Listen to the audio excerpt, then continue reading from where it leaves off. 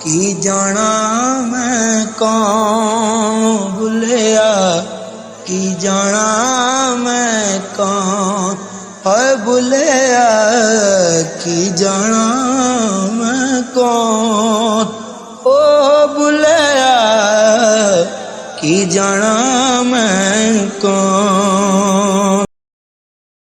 تنویر زلفی کی کہانی ڈاکٹر بختیور کی زبانی۔ آج کی کہانی ہے دور کے ڈھول سہانے۔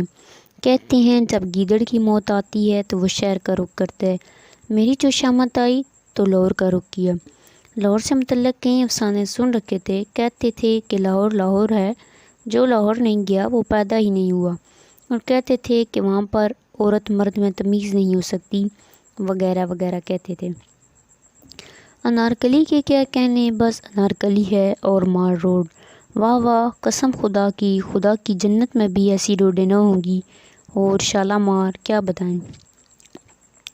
غرض بہت سی بے سروپا باتیں سن رکھی تھی۔ میں لاہور سے چلوں گا اور لاہور ہی روانہ ہوں گا، یہ نہیں بتاؤں گا کہ لاہور کیسے پہنچا۔ اگر آپ کو بتا دوں کہ لاہور کیسے پہنچا تو آپ بھی داتا کی نگری کا رخ کر لیں گے۔ کر لیں رخ، حالات کی ذمہ داری ہم پر نہ ہوگی، کیونکہ ہم نے جملہ حقوق محفوظ کرا لیے ہیں۔ آپ جانے سے پہلے بیمہ کرا لیں تو بہتر ہوگا، ورنہ بیمہ کمپنیوں کا کاروبار ٹھپ ہو جائے گا، اور آپ کے وارث بھی آپ کو ہمیشہ کوستے رہیں گے۔ سنا تھا کہ بس بادامی باغ میں رکتی ہے، وہیں بس سٹاپ ہے۔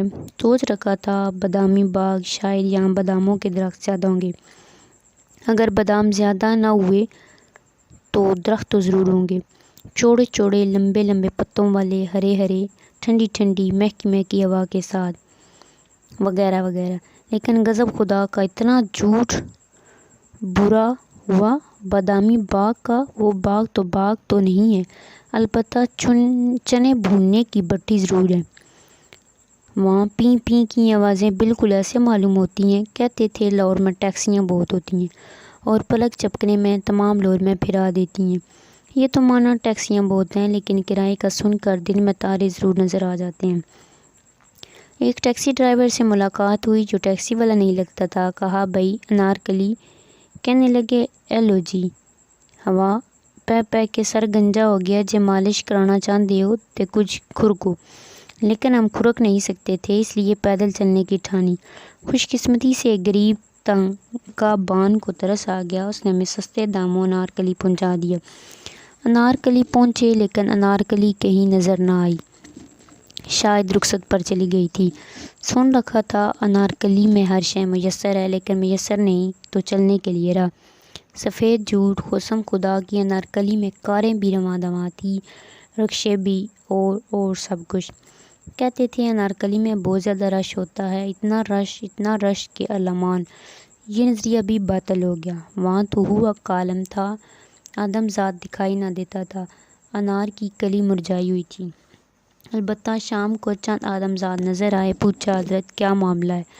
کہنے لگے کام مندہ ہو گیا ہے، گرمی بہت ہے۔ گرمی کی بھی انہوں نے خوب کہی۔ راوی کے رکھوالے گرمی سے شکست کھا گئے ہیں، رات کو تمام رات ہم کمبل اوڑھ کر لیٹتے ہیں۔ بھلا بتائیے گرمی میں ایسا ہو سکتا ہے؟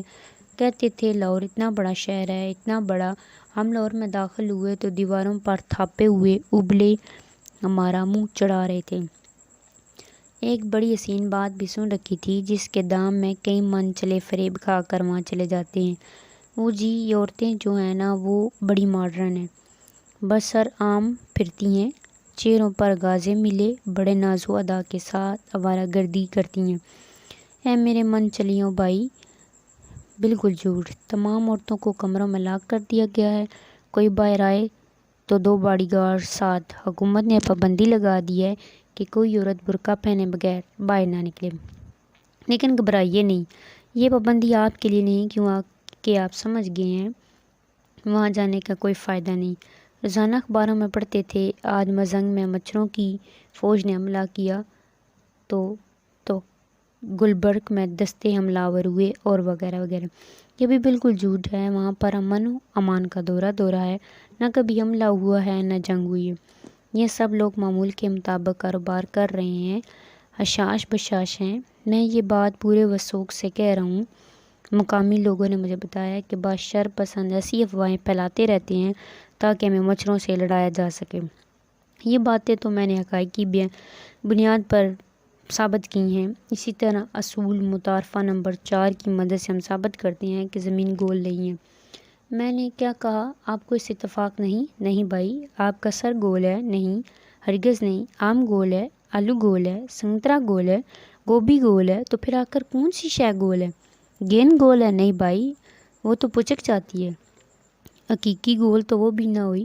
ہاں البتہ طبیعت سے اس وقت ضرور گول ہو جاتی ہے جب کسی چھلکے پر پاؤں پڑ جائے۔